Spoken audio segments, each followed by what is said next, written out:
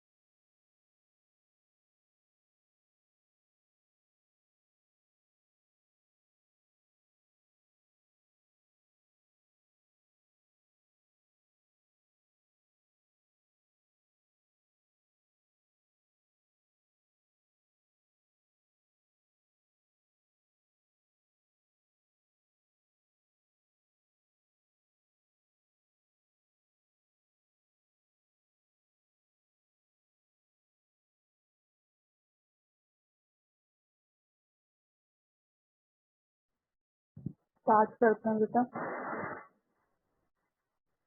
Fourth unit start करनी है आज हमें।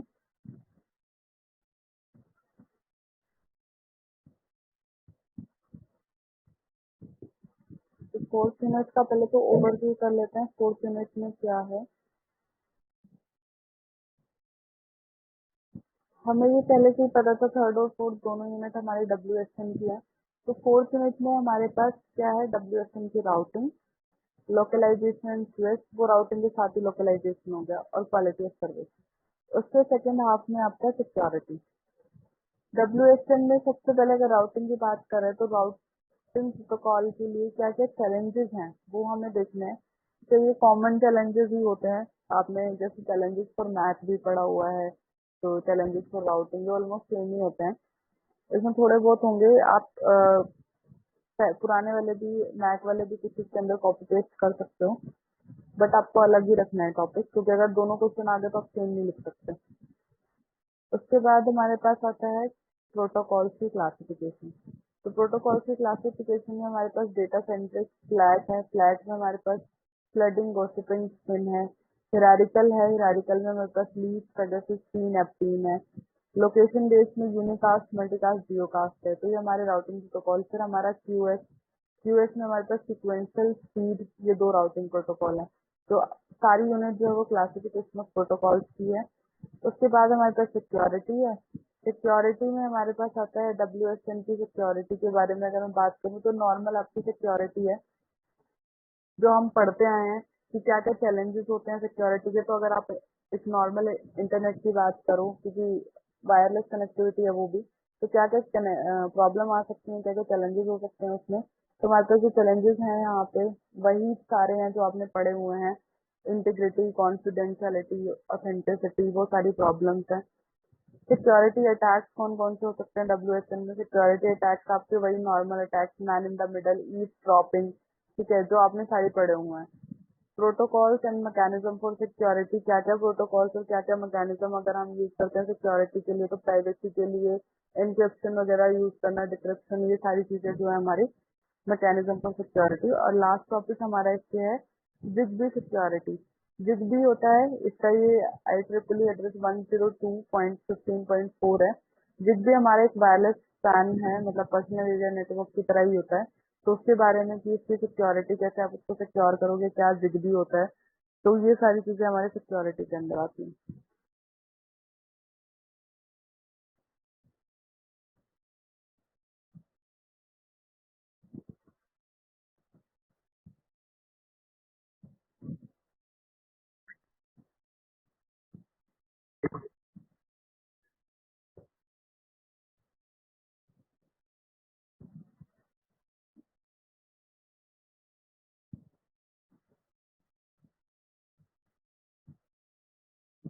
तो आज हम स्टार्ट करते हैं, फिर हम चैलेंजेस करते हैं कि क्या क्या चैलेंजेस हैं हमारे राउटिंग प्रोसेस के टाइम पे जो हमें फेस करने पड़ते हैं। क्या बात है, तुम बड़े स्लो स्लो आ रहे हो। तुम्हें टाइम पता है ना, 10:20 का टाइम है।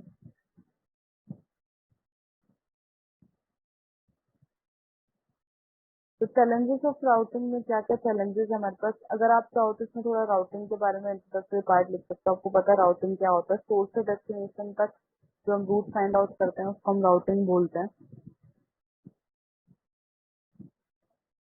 तो हमें पता है WSN की बहुत सारी एप्लीकेशंस है, हमने देख लिया कहाँ कहाँ, जब हमने नीड्स ऑफ WSN पढ़ा था थर्ड यूनिट में, तो हमने देख लिया था कहाँ कहाँ वो यूज होता है और कैसे कैसे वो ओरिजिन कैसे हुआ और अब कहाँ कहाँ तक फैला हुआ है। तो हमें पता है WSN की बहुत सारी एप्लीकेशंस है।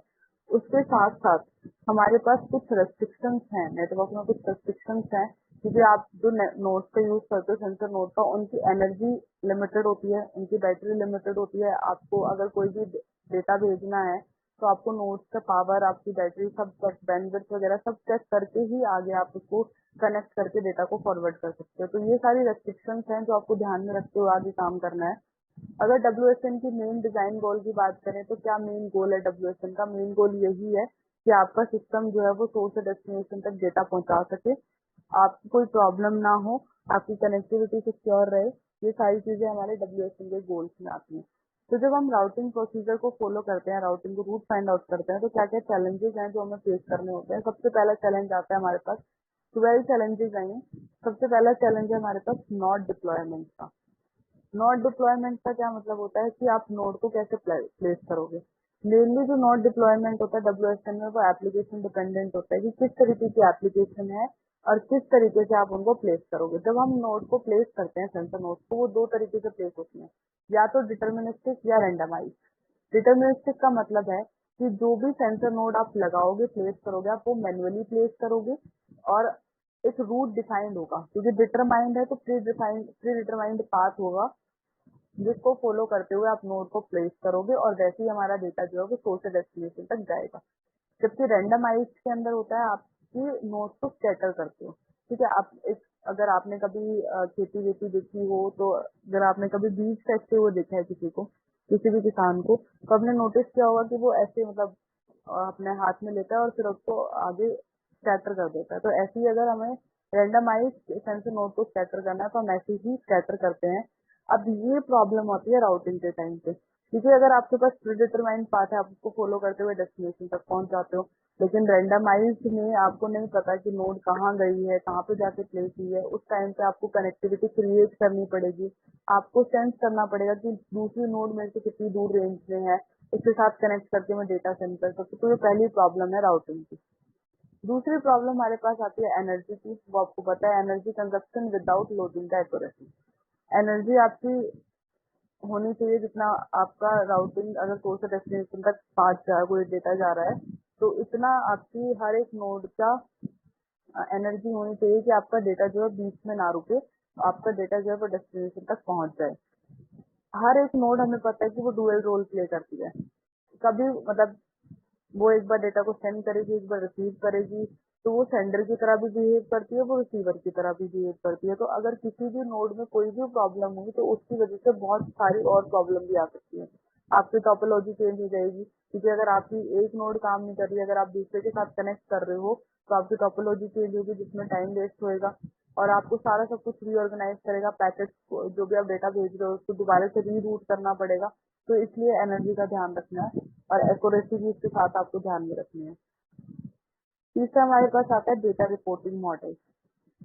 किस तरीके के मॉडल्स आप यूज कर रहे हो, उस तरीके से ही आपको रिएक्ट करना पड़ता है। जो हमारे पास डेटा रिपोर्टिंग मॉडल्स आते हैं वो हमारे पास होते हैं टाइम ड्राइवन, जिसको आप कॉन्टिन्यूस भी बोल सकते हो।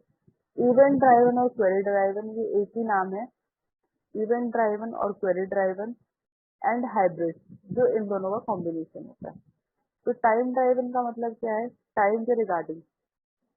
टाइम में क्या होगा, आपको 5 मिनट दिए हैं, आपकी नोड ऑन हुई, सेंसर नोड ऑन हुई, उसने डेटा को सेंस करा, जो भी उसको लगा उसने डेटा को आगे फॉरवर्ड कर दिया। 5 मिनट तक ये प्रोसेस होएगा। 5 मिनट के बाद आपका ज्यादा 120 5 मिनट के बाद आपका डेटा, आपका प्रोसेस खत्म हो जाएगा, डेटा जो है वो सेंड होना बंद हो जाएगा। तो ये होता है जब आप टाइम के ड्यूरेशन के अकॉर्डिंग बात करते हो।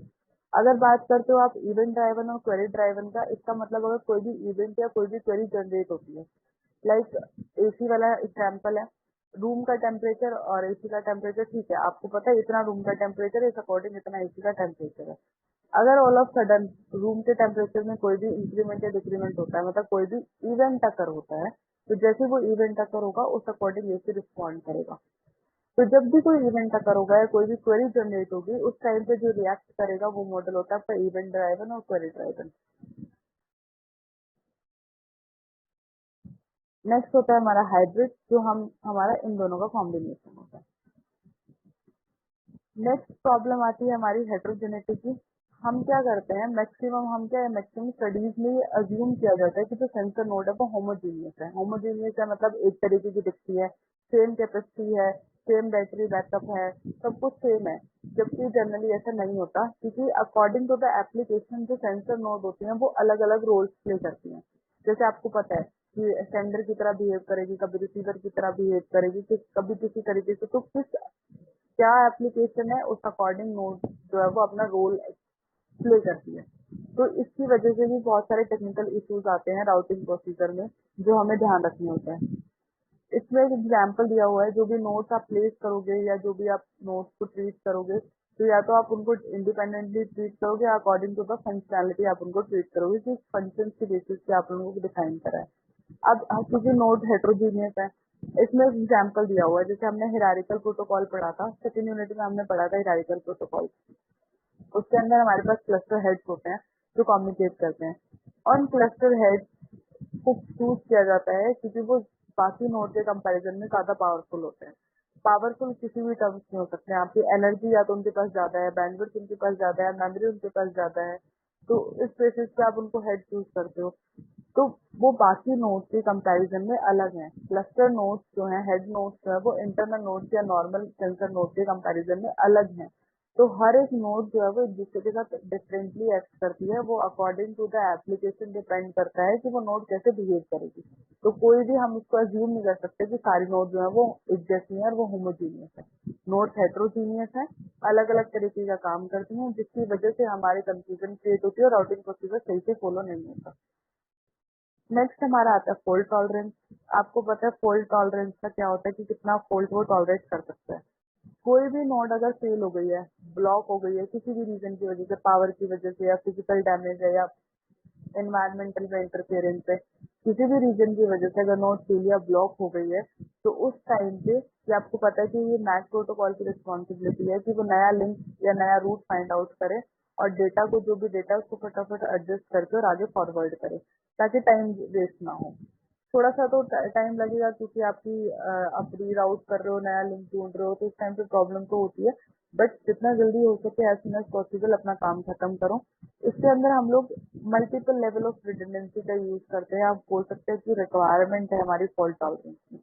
ऐसा क्यों मल्टीपल रिडंडेंसी? इसलिए क्योंकि अगर काफी सारी नोट्स फेल हो गई तो हमारे पास डेटा जो है वो बैकएंड में होना चाहिए। तो यहाँ पे डेटा की जो है मल्टीपल कॉपीज रखी जाती हैं कि अगर एक नोट फेल हो गई तो दूसरे लिंक से भी अगर हम डेटा भेज रहे हैं तो हमारे पास डेटा अवेलेबल है। नेक्स्ट हमारे पास आता है स्केलेबिलिटी। स्केलेबिलिटी आपको पता है साइज के रिगार्डिंग होता है। हमारे पास बहुत सारी नोट्स होती हैं, 100,000 मिलियंस की नोट्स होती हैं।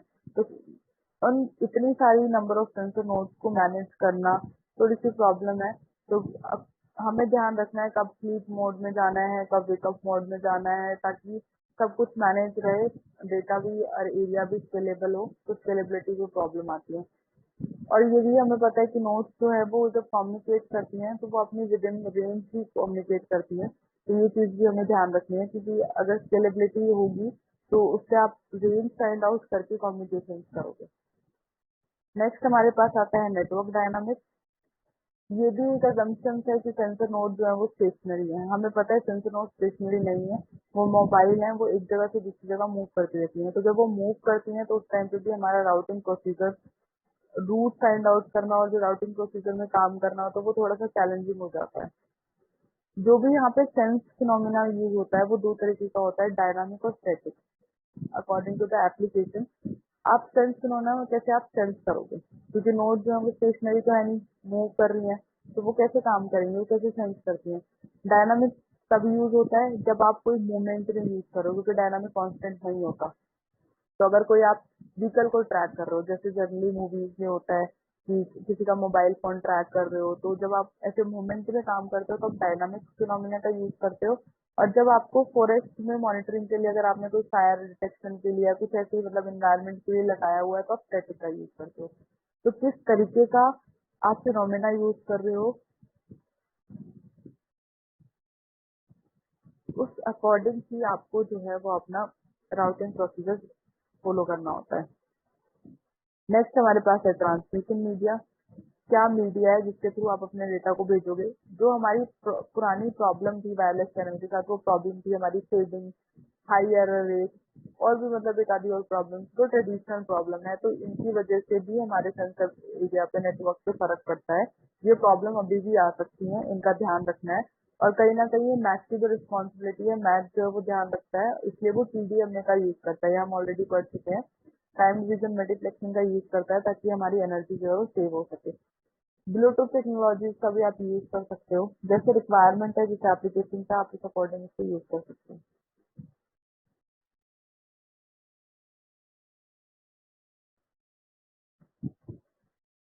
नेक्स्ट है हमारे पास कनेक्टिविटी। हर एक नोड दूसरे नोड के साथ हाईली कनेक्टेड होनी चाहिए। ऐसा नहीं हो कि किसी भी रीजन से पावर फेलियर हो, साइज की वजह से, टोपोलॉजी की वजह से, किसी भी रीजन से कनेक्टिविटी ब्रेक नहीं होनी चाहिए जब तक आपका डेटा डेस्टिनेशन तक नहीं पहुंच जाता। कनेक्टिविटी ब्रेक हुई तो फिर वही है, दोबारा से रीराउट करना और वो सब कुछ करना। नेक्स्ट है हमारे पास कवरेज। मैक्सिमम नोड जो है वो आपकी कवर हो जानी चाहिए, विद इन द रेंज आपका एनवायरनमेंट होना चाहिए। जब भी आप कम्युनिकेट करो तो आपकी एक नोड दूसरी नोड के रेंज में होनी चाहिए, वो तभी कम्युनिकेट कर पाएगी। तो विद इन द रेंज काम हो और एक्यूरेटली काम हो, तो कवरेज जो है वो बहुत इंपॉर्टेंट टास्क माना जाता है। नेक्स्ट है हमारे पास डेटा एग्रीगेशन। डेटा एग्रीगेशन का मतलब होता है कि जब आप मल्टीपल सोर्स से डेटा को ढूंढते हो, जिसको कंबाइन करते हो किसी भी फंक्शन के अकॉर्डिंग। फंक्शन आप कुछ चीजें जैसे duplicate, separation, minimum, maximum, average, कोई भी फंक्शन लगाया हुआ है। मैं एक नॉर्मल एग्जांपल देती हूँ। मैंने आपको कोई टॉपिक दिया सर्च करने के लिए, मैंने उसको बोला कि इस टॉपिक का सर्च करो। आपने मल्टीपल साइट पे उसको सर्च करके वहां से दो तीन साइट आपने सपोज ओपन करी, दो तीन साइट से आपने दो दो चार चार लाइनें उठा ली और आपने कंबाइंड डॉक्यूमेंट बना दिया। तो वो होता है डेटा एग्रीगेशन। जब आपने अलग अलग सोर्सेज से उसको मिला के कंबाइन कर दिया। अब आपने कंबाइन करा तो आपने उस टाइम पे ऐसा तो है नहीं एज इट इज सारी चीजें रखी होंगी, आपने कुछ इसमें रिमूव भी करा होगा। तो according to the function, according to the requirement, आप जो भी कंबाइन करते हो डेटा को, वो डेटा एग्रीगेशन के अंदर आता है। उस चीज पे भी हमें, इस टेक्निक के अंदर भी हमें एनर्जी का ध्यान रखना होता है, ठीक है। और जब भी हम रूट यूज करेंगे तो हमारा ऑप्टिमाइज रूट होना चाहिए। ये सारी चीजें हमारी डेटा एग्रीगेशन के टाइम पे भी काम करनी चाहिए। अगर आप 3 साइट से डेटा को कंबाइन कर रहे हो तो आपको हर एक साइट पे ये चीजें ध्यान रखनी है, ताकि जब आप उसको कंबाइन कर सको तो आपका डेटा जो है वो एरर फ्री हो। ये मैं आपको वैसे एग्जांपल अगर दूं, आपने कोडिंग सब करते हो, जब आप 2-3 कोड या 2-3 सोर्स को कंबाइन कर लेते हो तो उस टाइम पे ये प्रॉब्लम आती है कि आपका कोड इंडिविजुअली तो चल रहा होता है, जब आप उसको दूसरे कोड के साथ कंबाइन करते हो तो वो एरर शो करता है। तो इसका मतलब ये है कि आपका सिंगल डेटा भी प्रॉपरली काम करना चाहिए, अच्छा होना चाहिए, एनर्जी वेस्टेज नहीं होनी चाहिए, और जब आप उसको कंबाइन करो तो भी आपका डेटा जो है वो एक्यूरेट और सही होना चाहिए, उसमें कोई नॉइज, कोई इंटरफेरेंस, कोई एरर नहीं होना चाहिए। लास्ट है हमारे पास quality of service. Quality of service का आपको पता ही है, जब आपको रिक्वायरमेंट हो उस टाइम पे आपका डेटा डिलीवर होना चाहिए। अगर आपने बाद में डेटा डिलीवर किया तो डेटा जो है वो यूजलेस होगा। जब आपकी रिक्वायरमेंट है तभी आप दो, ठीक है। रियल टाइम एप्लीकेशन में आपको पता मोस्ट इम्पोर्टेंट चीज होती है, अगर आपने थोड़ा सा भी डिले होगा तो बहुत मुश्किल चीजें या बहुत हार्मफुल चीजें हो सकती हैं। तो डिले नहीं होना चाहिए।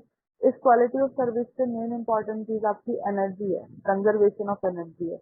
ये डायरेक्टली प्रोपोर्शनल है क्वालिटी ऑफ सर्विस से। अगर आपकी एनर्जी कम हुई तो आपकी क्वालिटी ऑफ सर्विस भी, आपकी क्वालिटी भी डिग्रेड होगी। इसका एक फॉर एग्जांपल अगर मैं दूं, तो आप व्हाट्सएप कॉल करते हो, वीडियो कॉल कर रहे हो, अगर आपका इंटरनेट कनेक्शन अच्छा नहीं है तो आपकी वीडियो ब्लर हो जाती है। तो अगर आपकी एनर्जी कम है तो आपकी क्वालिटी भी कम होगी। तो आपको मेन ध्यान ये रखना है कि क्वालिटी ऑफ सर्विस के लिए आप एनर्जी अवेयर राउटिंग प्रोटोकॉल्स का यूज करो। एनर्जी अच्छी होगी तो आपकी क्वालिटी भी अच्छी होगी। बस यही आज का टॉपिक था हमारे पास, चैलेंजेस ऑफ राउटिंग। एक बार बस फटाफट रिवाइज करा देती हूँ।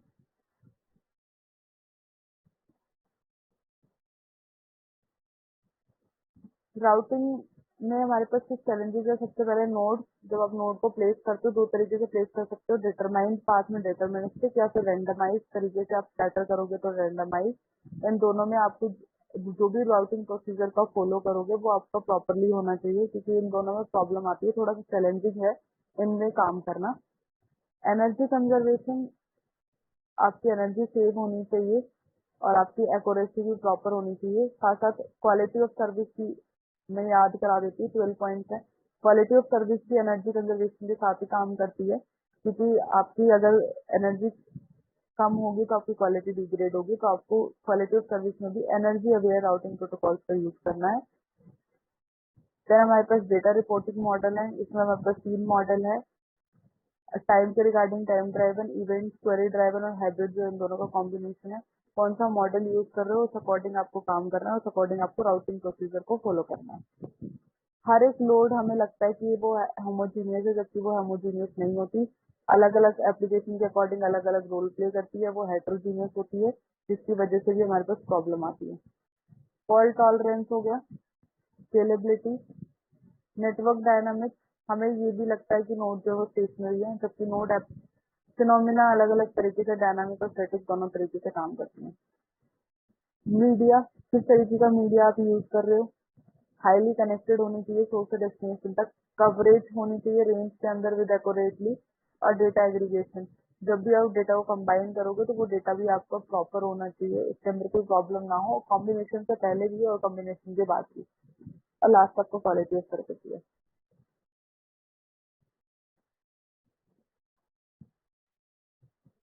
तो ये था आपका आज का टॉपिक।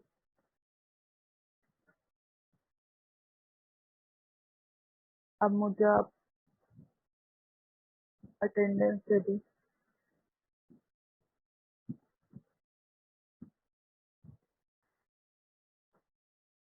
गुरु, Himanshu, yes ma'am. Hrithik, yes ma'am.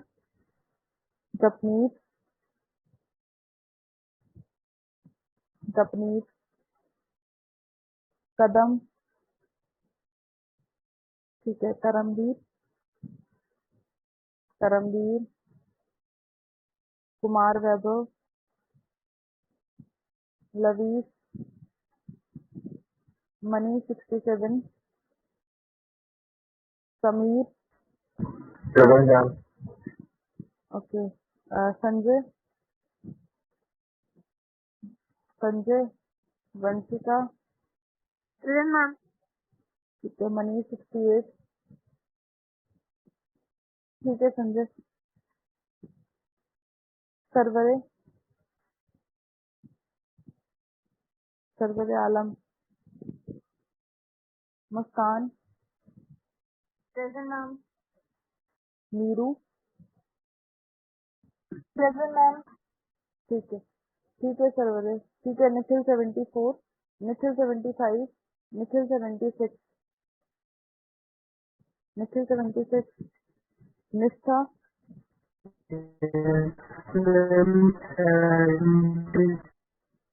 ठीक है निखिल, ठीक है मुस्कान, निष्ठा, निशु, पीयूष, निष्ठा, ठीक है, निशु, पीयूष, प्रशांत, यस मैम। राहुल 89, ठीक है, रजत, ओके, संदीप, यस मैम। ठीक है, ओके पीयूष, विजय, ठीक है, मोहित, मैम लगे ठीक है लविश, मोहित, श्याम,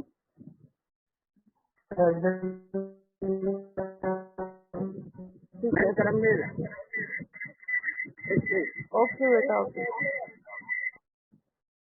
स्मृति, yes ma'am. Snehashish, yes ma'am. Udit, Ujjwal, ठीक है पीयूष, यस मैम। 125। ठीक है, Ujjwal, Utkarsh, Vaibhav 127, yes ma'am. Above 127। ठीक है, वेदांत, वेदांत, विकास 132, विशाल,